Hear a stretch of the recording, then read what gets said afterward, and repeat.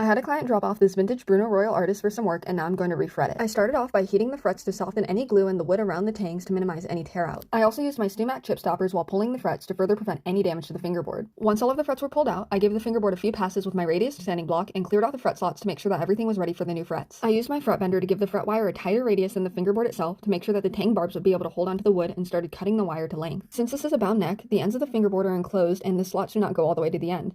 This means that I also had to cut all of the tang ends and file them down before placing any of the frets. Now that all of my frets have been prepped, it is time to start putting them into the neck. I put a few dabs of glue down the slots, get the frets in place with my hammer, and then go in with my StuMac fret jaws to make sure that they are all fully seated. I leave the clamp on for a few minutes to give the glue time to cure before removing it and progressing on to the next fret. After all of the frets are placed, I clip off the excess wire and use a flat file to bring the ends flush with the fingerboard before beveling them. I take some extra time to hand file a few frets that need extra attention and use a fret dressing file to knock down any sharp edges. I still have quite a bit of work to do before this refret is done, but here's a quick glimpse at the finished product.